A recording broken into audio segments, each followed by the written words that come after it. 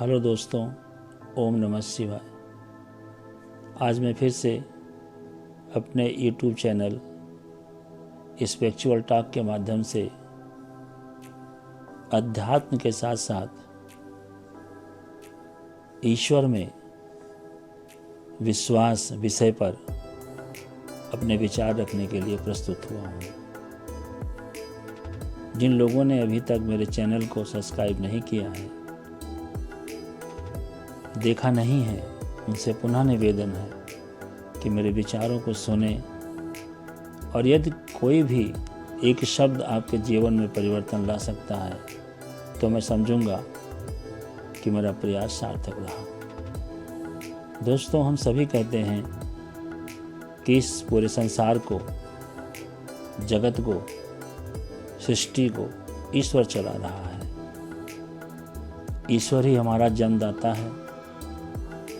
हम ईश्वर को भगवान मानते हैं, एक ऐसी शक्ति मानते हैं जो हर तरफ से इस सृष्टि को नियंत्रित करता है। तभी तो जब हमारे ऊपर कोई दुख पड़ता है और हम असहाय होते हैं तो सबसे पहले ईश्वर को याद करते हैं। ईश्वर का मतलब हमारा सभी धर्मों से है।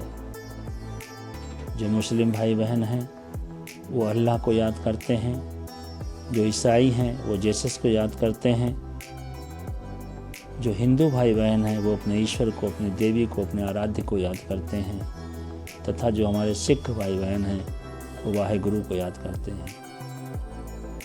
लेकिन मैं यहाँ पर सभी का सारांश लेकर के ईश्वर की बात करूँगा।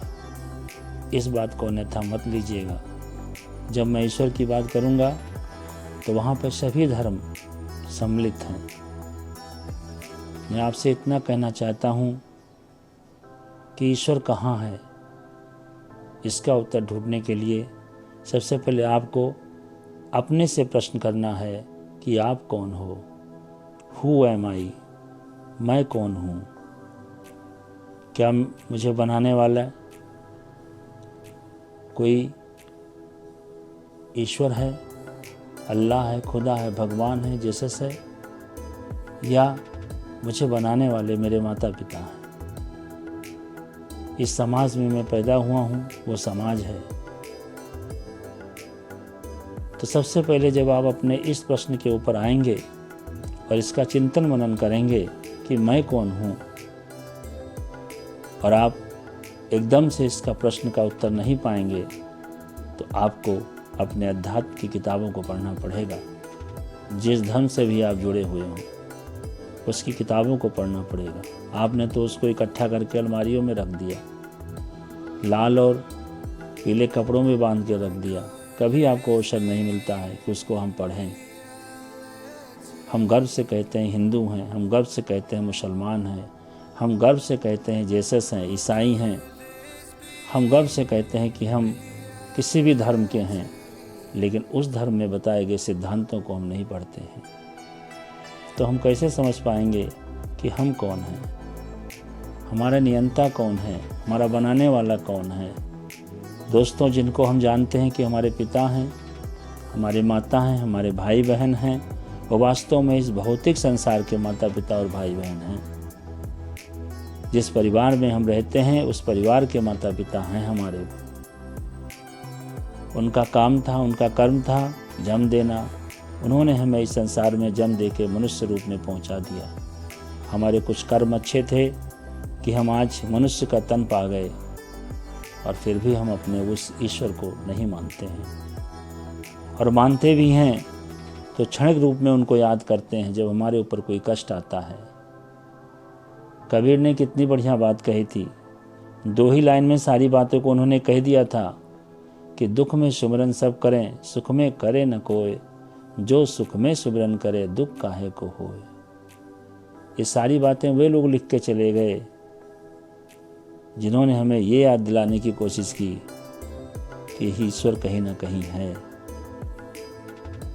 भले ही वो निरंकार के रूप में है, उसका कोई आकार प्रकार नहीं है, लेकिन अगर हम मन से अपने धर्म ग्रंथों के आधार पर बताए गए तौर तरीकों से ईश्वर को याद करते हैं तो निश्चित रूप से आप ये मान के चलिए कि एक साया के रूप में वो हमारे साथ साथ हमेशा बने रहते हैं और ऐसी विपत्तियों में वो हमारा साथ देते हैं जहाँ हमें कुछ भी दिखाई नहीं पड़ता है। हम ऐसी परेशानियों से जब घिर जाते हैं, हमारी तरफ चारों तरफ अंधकार छा जाता है, हमें कुछ भी नहीं सूझता है, तब हमें उस प्रतिबिंब, उस आकृति, उस छाया जिनको हम मानते हैं किसी भी इष्ट के रूप में, वो हमारे साथ खड़े होते हैं। घोर घने जंगल में, अंधकार में एक दिए की लौ हमें उस ओर ले जाती है जहाँ वो हमारा इष्ट, हमारा साया हमें वहाँ ले जाकर पहुँचा देता है। दोस्तों, जीवन में यदि उजाला लाना है, अंधकार लाना, अंधकार को दूर भगाना है, अपने जीवन में प्रसन्नता लानी है, तो फिजील की बातों में इधर उधर मत पढ़िए, अपने धार्मिक ग्रंथों का अध्ययन कीजिए। बहुत से ऋषि मुनि हिमालय की कंदराओं में बैठकर तपस्या कर रहे हैं। बहुत से योगी महापुरुष घर घर जाकर के या किसी माध्यम से ज्ञान को बांट रहे हैं, लेकिन हमें स्वयं ईश्वर को खोजने के लिए इधर उधर भटकना पड़ रहा है। कोई मंदिर जा रहा है, कोई मस्जिद जा रहा है, कोई गुरुद्वारे जा रहा है, कोई चर्च जा रहा है।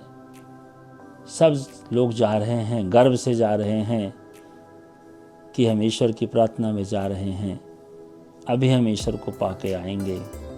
लेकिन दोस्तों, जब तक आपके कर्म अच्छे नहीं होंगे, ईश्वर आपको कदापि नहीं मिलेंगे। आपके मन में परमात्मा का एक अंग है, वो है आत्मा, या आपके शरीर का वो 2 तक सूक्ष्म तत्व है जो आपको उस परमात्मा से जोड़ता है, उस अल्लाह, उस भगवान, उस खुदा से आपको जोड़ता है। आप उस तत्व को भी, उस फैक्टर को भी साफ नहीं रख पा रहे हैं, क्योंकि आपकी आत्मा प्रदूषित हो चुकी है। आप जब आपस में बातें करते हैं तो घरों में कलह का वातावरण होता है। आप जब अपने दोस्तों से बातें करते हैं तब बात बात में लड़ाई झगड़े होते हैं। आप जब एम्बिशस बनते हैं तो जितना आपने ईश्वर ने जितना आपको दिया उतने में आपको संतोष नहीं है, आप और अधिक प्रयास करते हैं पाने का, और इन्हीं सब चक्करों में आप अपने आराध्य को खो बैठते हैं। कितना मधुर जीवन आपका है, कितना अच्छा जीवन आपका है, आपने उस जीवन को बेकार कर दिया, क्योंकि आपको ईश्वर से ज़्यादा अपने ऊपर विश्वास हो गया। आपने ईश्वर की रचना के ऊपर कुठाराघात किया, आपने जंगलों को काट डाले, आपने नदियों को सुखा दिया, आपने पशु पक्षियों को मारना शुरू कर दिया। ये सब जो ईश्वर की रचना थी, इसका बदला कैसे लेगा हमारा प्रभु आपसे? आपने तो ईश्वर को माना ही नहीं, आप स्वयं ईश्वर बन बैठे। मंदिर का पुजारी स्वयं ईश्वर बन बैठा।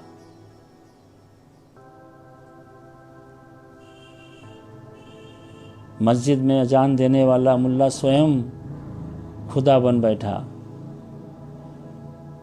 चर्च में प्रार्थना करने वाला पादरी स्वयं जेसस बन बैठा। ये विचार तो वो देते हैं आपको प्रार्थना में, लेकिन स्वयं वो ऐसा फॉलो नहीं करते। अगर वो स्वयं फॉलो करते उनके विचारों को, तो उनके द्वारा दी गई एक एक बात को वहाँ पर उपस्थित हर व्यक्ति अंगीकृत कर लेता और फिर वो अपने जीवन में परिवर्तन लाने की कोशिश करता। जब तक प्रार्थना में बैठे हैं, पादरी की बात सुन रहे हैं, जब तक प्रार्थना में बैठे हैं, अपने किसी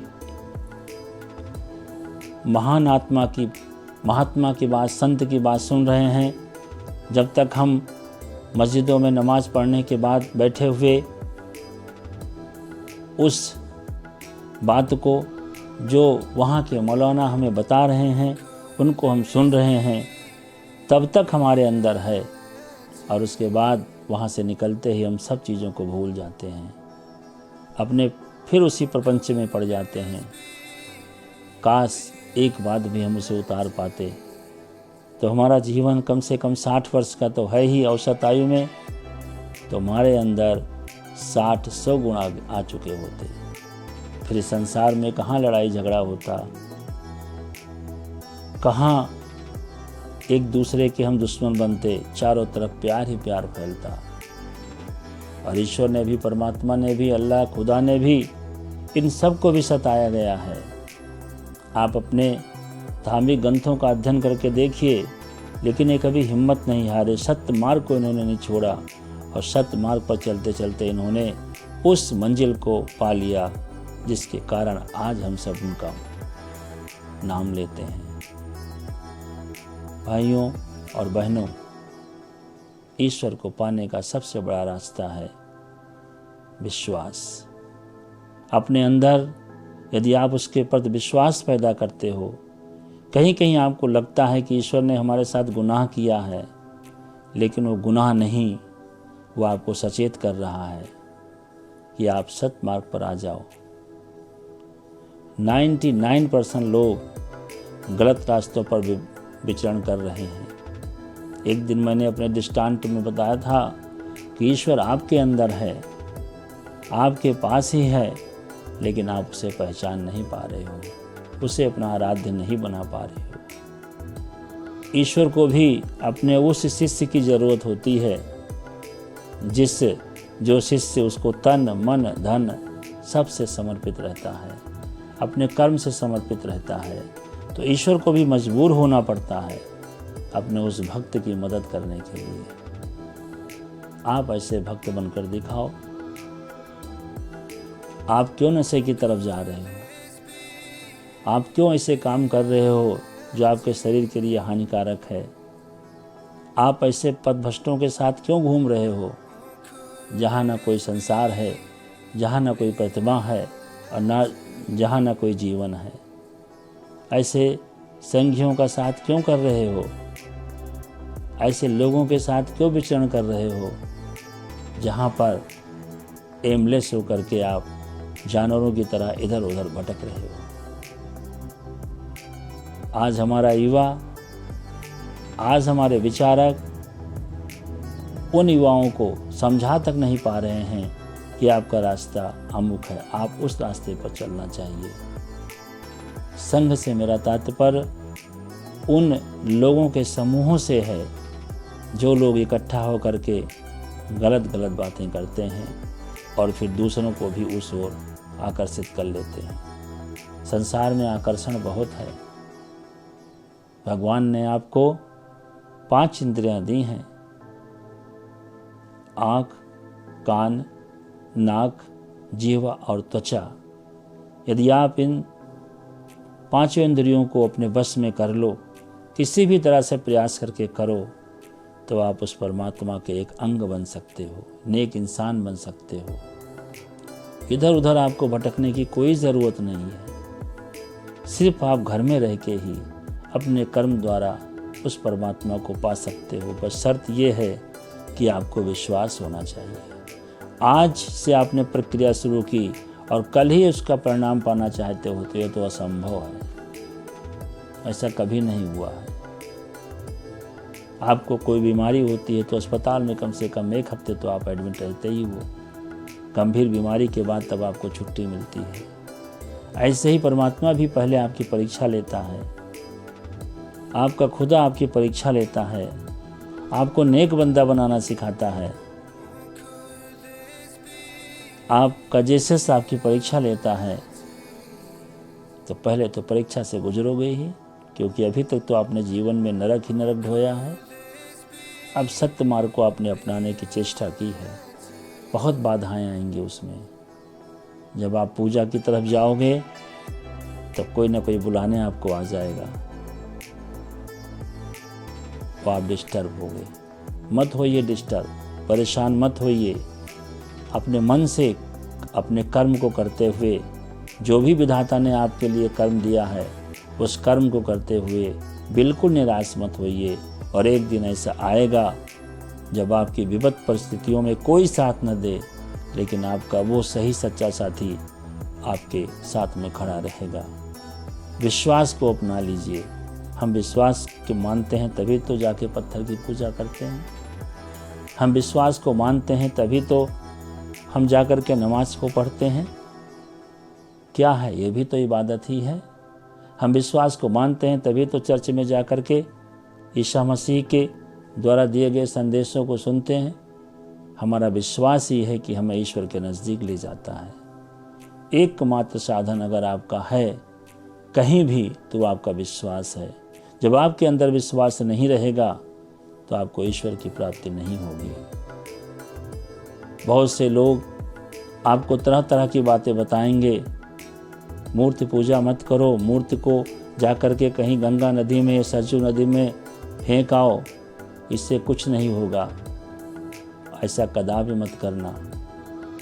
जिस दिन आपने मूर्ति को फेंका, इधर उधर आपने उनको प्रवाहित किया, अभी तक आपने उनकी पूजा की है, तो आप उन्हीं में आपका आराध्य बसता है।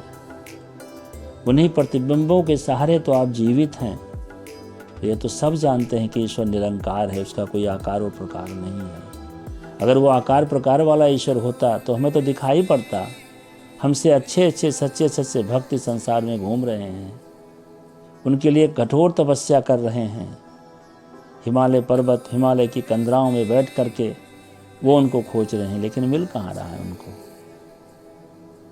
शायद उनकी तपस्या में कुछ कमी हुई हो। इसके लिए आपको सबसे पहले अपने इंद्रियों को बस में करना पड़ेगा। अब जब भी अपने मुख से कोई बात बोलें तो हमेशा मीठा ही बोलें, ताकि दूसरों को भी वो घायल न कर सके। आप एक संरचना बनाइए परिवार में एक ऐसा माहौल बनाइए कि सभी लोग हंस के रहें, तो आपको शांति होगी। मैं आपको बताऊं, जब आप भोजन करते हैं, जो भोजन आप ग्रहण करते हैं वो भी ईश्वर का दिया हुआ अन्न है। बहुत भाग्यशाली लोगों को भरपेट भोजन मिल पा रहा है। वो सामने थाली आती है तो वो भी भगवान का ही देन है। हमारे कुछ अच्छे कर्म है कि हम भोजन ग्रहण कर रहे हैं। तो भोजन ग्रहण करने से पहले भी परमात्मा को याद करो, भोजन ग्रहण करने के बाद भी परमात्मा को याद करो, पढ़ाई करते समय परमात्मा को याद करो, किसी अच्छे काम के लिए जाते हो तब परमात्मा को याद करो। परमात्मा मीन्स आप अपने धर्म से अपने खुदा को ले लीजिए, जीसस को ले लीजिए, किसी को ले लीजिए, वो आपका योग्य साथी है, आपका सच्चा मित्र है, जो आपका कभी साथ नहीं छोड़ेगा। एक अगरबत्ती लगाने से परमात्मा प्रसन्न नहीं होता है। आपको समर्पण चाहिए, दिल से समर्पित होइए, फिर आप देखिए उसका क्या मज़ा आपको मिलता है। आप अलग दिखेंगे, आपके चेहरे का नूर अलग दिखेगा, आपका व्यक्तित्व अलग हो जाएगा और आप सबसे अलग अलग ही दिखेंगे। लोग आपकी तरफ आकर्षित होना शुरू हो जाएंगे। लेकिन जब ईश्वर को विश्वास के साथ मानेंगे तो, और ये अभ्यास करने की चीज़ है, इसको आप लगातार अभ्यास कीजिए। अपने घरों में यज्ञ कीजिए, अपने घरों में आहुतियाँ दीजिए जो वैदिक परंपरा के अनुसार है। अपने घरों को सुगंधित वातावरण दीजिए, जो ईश्वर से सुगंधित वातावरण है उस घरों में फैलाइए, उसकी दिव्य रोशनी, उसके दिव्य प्रकाश को फैलाइए। फिर आप कमाल देखिए कि आपके जीवन में कैसा परिवर्तन आ रहा है। भाइयों एवं बहनों, दोस्तों, यदि मेरी बात को किसी को बुरा लग रहा हो तो उसको आप कदापि ग्रहण मत करें। जो अच्छी बात आपको लग रही है उस बात को आप ग्रहण करें। मेरा तो काम है ये कहना और ये बताना, और एक अध्यापक होने के नाते मैं अपनी कक्षाओं में भी यही बात बताता रहता हूँ कि सबसे पहले आप छात्र बनो, तब आप किसी चीज़ का अध्ययन कर सकते हो। जब आप छात्र ही नहीं बनोगे तो अध्ययन क्या करोगे। प्रश्न था कि गुरु गोविंद दो खड़े काको लागू पाए, बलिहारी गुरु आपने गोविंद दियो बताए। एक ऐसे व्यक्ति के सामने जो ईश्वर में बहुत विश्वास करता था, गुरु और भगवान दोनों आके सामने खड़े हो गए। उस शिष्य के सामने असमंजस की स्थिति हो गई कि अब सबसे पहले मैं किसका पैर छूं, अपने भगवान का छूं कि अपने गुरु का पैर छूं।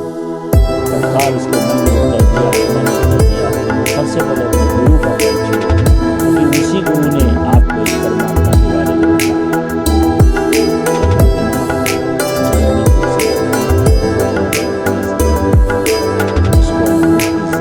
चोला धारण करने से परमात्मा नहीं मिलेगा, वस्त्र बदलने से परमात्मा नहीं मिलेगा। आप मन को बदलिए, अपने मन के चोले को बदलिए, अपने सोच के चोले को बदलिए, अपने विश्वास में आ जाइए, अपने विश्वास को ग्रहण कीजिए, दिखावा मत कीजिए, दिखावे से कुछ नहीं। इसके बारे में कमेंट बॉक्स में मुझे प्रोत्साहित कीजिए। हमारे वीडियो को लाइक कीजिए, शेयर कीजिए, सब्सक्राइब कीजिए, लोगों तक पहुँचाइए, ताकि मेरे जो छोटे छोटे विचार हैं उन विचारों से और लोग लाभ लें।